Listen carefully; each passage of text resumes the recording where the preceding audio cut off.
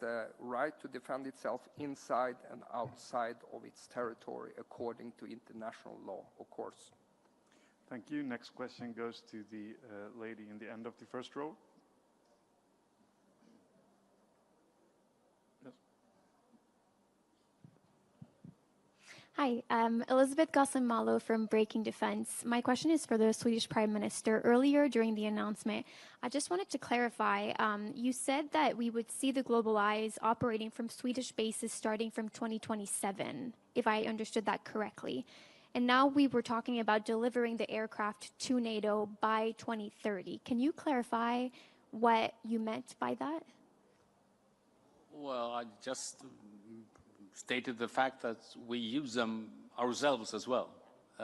And we have a generational shift from the old model to Global Eye, and that has been going on for the last years, and they will be operational early next year. And would there ever be plans to create sort of a Global Eye hub for NATO inside of Sweden, or they would just be dispersed where operations are needed? Above my pay level, please. Well, these Global Eyes are, of course, the 10 Global Eyes are supposed to be operating from Germany. Then, of course, we have procured 3 Global Eyes, getting the first one from starting from early 2027, which will be operating from Sweden. So there's both bilaterally, countries are procuring from Saab, and then we have the pooling and sharing arrangement with up to 10 Global Eyes within the confine of, under the authority of SACEUR, of course.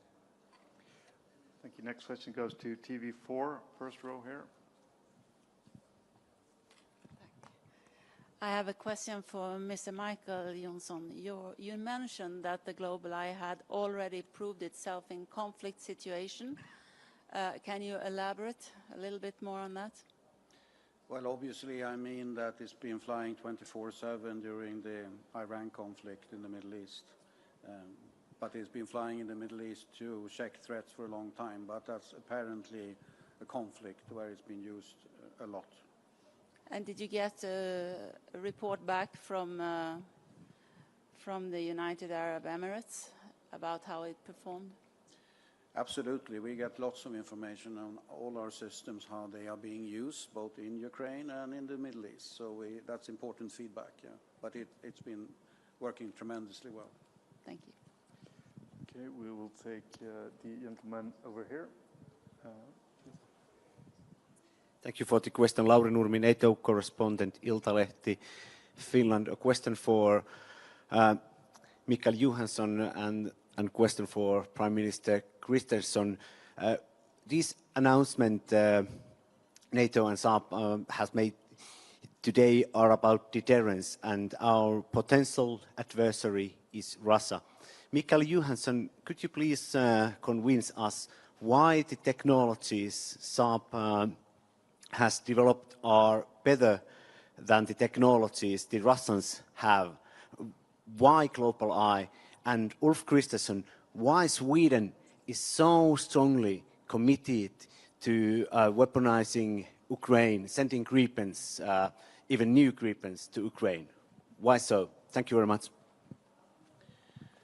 Well, convincing everybody about the fantastic technology is, of course, seeing is believing, but that's why it's important to say it's been used already in sort of really difficult sort of environments, electronically challenged, and also finding very small targets like drones and missiles at the same time, tracking more than 2,000 tracks at the same time. So it is fantastic sensor capability, but also the whole thing about understanding that situation awareness picture to do the right things with your fighters or with ground air defense systems or whatever you need to use to counter the threats. I mean, this aircraft has no weapons on it. It's all about gathering a situation awareness picture from the best sensor technology, best way of fusing information to give a proper picture to the end user and then do something about it. And it's been proven in many ways. For a while, this was the only platform that could actually find drones coming into the UAE airspace. So that's why they flew it all the time.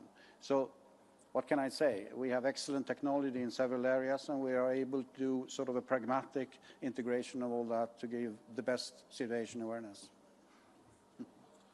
Simply the best, you know. Yeah. Well, just to add on that, I think if you combine the Swedish maritime resources, not least the submarines, and then the Global Eye and the Gripen fighters, I think it's fair to say that in our part of the world, including Europe, the Baltic Sea has never been as protected and as surveilled as it is right now, and for good reasons, because it hasn't been as challenged as it is today either. So there is I think we are answering to the challenges we are facing. Your other question, those of you who have followed the needs of Ukrainian air defense for the last 4 years, you know the story behind this. Sweden was part of what we called at the time the F-16 coalition, mainly bringing a limited but still numbers of F-16 fighters to Ukraine. And Sweden was part of that effort, and we united for that not at that time deliver also Gripen fighters, because not to complicate the introduction of two complex systems at the same time. What we did do instead was providing them the predecessor to Global Eye, so which enhanced the F-16 capabilities that they actually got from other countries. And now, when we agreed with Ukraine for them to purchase in the long-term procurement of basically a new air force in Ukraine, that was also a natural way for us to speed it up. So while Pål made the agreement on 16 new Gripen fighter of the new generation, for the longer term, we also provide them with 16 of pre-owned or pre-used fighters as well. And I think it's obvious, you know, Ukraine is in dire needs of strengthening the air defense. We see that every night, basically. The Pearl packages is one part of that, but in the long run, they also need to have a stronger air force. Thank you. Next question to the woman in red here.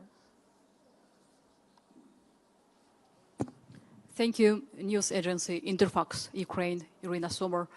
I know a little bit theoretical question, but can the capacity of Global Eye extend outside of NATO territories? I'm talking about Ukraine, to make Ukrainians be more capable to protect their own territory.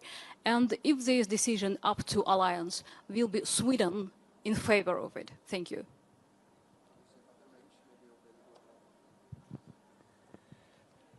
I mean, from a range perspective and how far it can see in the air domain and before sort of the curvature of the Earth starts sort of affecting how far you can see, of course you can see far into Ukraine and far into Russia as well, for that sake, if you fly at the proper place, but not too close to hostilities. So that's absolutely possible. So that's what I can say about that. That's why it's so important to be far away, but still see small things at the right place.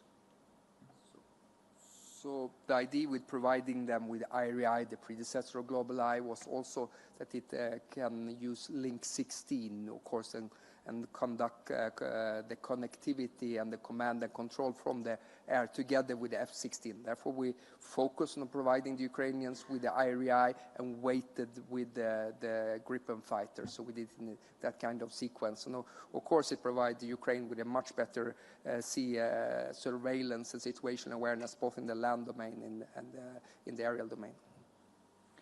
Thank you. We'll have time for a final question before we break for single interviews. I can say that all speakers will remain for single interviews as well, but we can take the gentleman in the shirt here. Yes, Minister Johnson or Prime Minister Kristersson. On the F-16 and the Gripen, do you think in hindsight it has been a mistake to focus on the F-16 and wait with the Gripen? Do you think it would have been better if decisions would have been otherwise? Well, from my perspective, it was not a mistake. There were limitations in terms of pilots, in terms of introductionary capacity in Ukraine. So I think it was when we made the decision to provide them with the ERI instead, that in itself increased the capabilities of the F-16. So I think it was...